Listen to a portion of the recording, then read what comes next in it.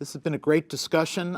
We've reviewed quite a lot of information on unmet and emerging needs in the treatment of lung cancer. To close, I'd like to get some final thoughts from each of the panelists. So, Govardhan, you go first. So I'm very optimistic on 3 counts. Number 1, we are going to be identifying common, infrequent, rare alterations using these large-scale genomic approaches because the technology has developed. Second, we are developing better and better second-generation, third-generation drugs, ALK inhibitors, EGFR inhibitors, great example.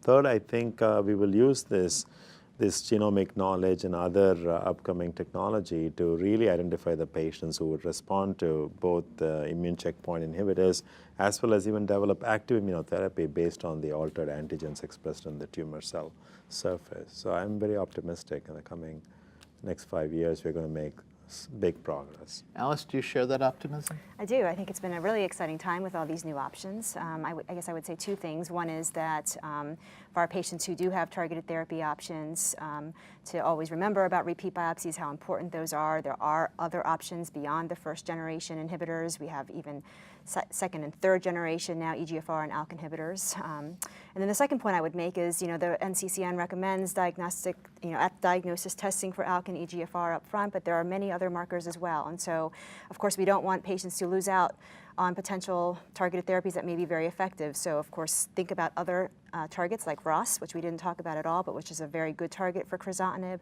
RET, BRAF. There are many other targets to consider. So simultaneous testing to Multiplex avoid testing. Tissue depletion. That's right. Ross?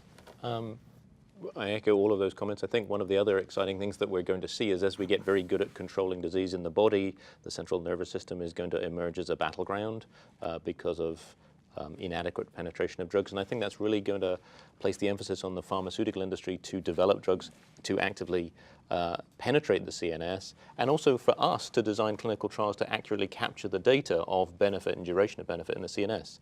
Because I think we're going to have, sort of co-primary endpoints in the future with control in the body and control in the brain as separate data points. Fortunately, we have other strategies to control the CNS, so we can be a little bit more liberal in allowing patients with CNS involvement, perhaps even before they get radiation, to go on some of these trials, particularly if they're small volume disease and they're relatively asymptomatic. Absolutely, but the other side of the coin is, as we keep people alive long enough, we're going to manifest some of the side effects of irradiating your brain, and seeing radiation dementia post-whole brain radiotherapy is unfortunately becoming more common, and we have to find a way of avoiding it. Of course, we never had to worry about that in the past because patients didn't live that long. Mark?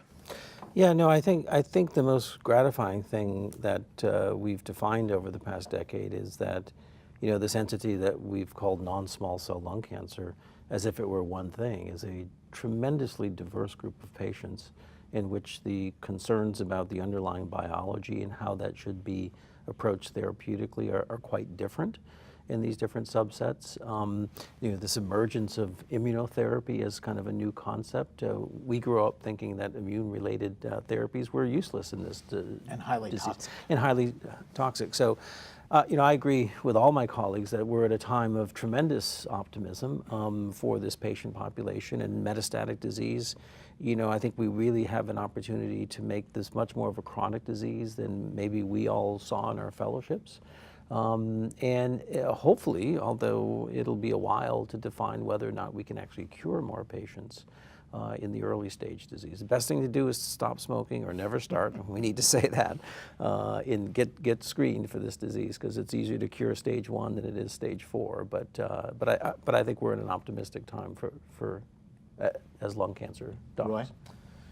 Roy? Well, this is thinking back my 20th ASCO, and at the first ASCO, I went to the main lung section, and the 3 papers back then in Los Angeles were 3 studies of carboplatin paclitaxel. And you might have had one of them, Corey. And response rates of 60, 70%. And I left there, I called home, this is great. I want to work in lung cancer. I hadn't even differentiated yet. We're seeing responses. So I brought you into the field. Yeah, of course, in many ways. But now, you look, we've had the development of genomic profiling. But even before that, we had the EGFR inhibitors. And I think back, the late 90s when we first looked at erlotinib and gefitinib and the activity we saw there. Then, of course, the EGFR mutation story, how quickly we developed the ALK inhibitors. And now, the second generation drugs, knowing that patients will become resistant, we already have second generation drugs, and you know what, we're going to need third generation drugs pretty soon because the same thing's going to happen. But now this whole new paradigm of immune therapy, I think, obviates even the need for some of that. And I think we just have so much potential. The one thing we caution is it's becoming so much more complex. We really do need to insert some science into these trials, think carefully about these combinations. It's great that there are many players and drugs involved, but as the investigator community, we really need to think carefully about our trials. Trials like the Lung Cancer Master Protocol are good examples where we work collaboratively, and we do that in one disease. We have the Alchemist trial for early disease. We really try to work as teams. Actually seeing industry collaborate with the NCI, and not just single pharmaceutical corporations, but multiple companies. That's how for we're the going first time. That's how we'll benefit these small subpopulations of patients. Really a major coup on your part. My final comment is ultimately we want to improve cure rates and survival, so it's imperative at some point that we export the advances we're seeing in stage 4 to the adjuvant setting, to locally advanced, and I think we're foolish to do that in unselected patients. We absolutely need to know immunophenotype or some sort of immunostrategy that will intelligently select patients for those trials. And by the same token, with the TKIs and molecular markers, I'm concerned about the duration of therapy, and 3 months may be insufficient. 2 years may be insufficient. We may need 5 years. We may need longer duration of treatment, and cumulative toxicity then starts rearing its head.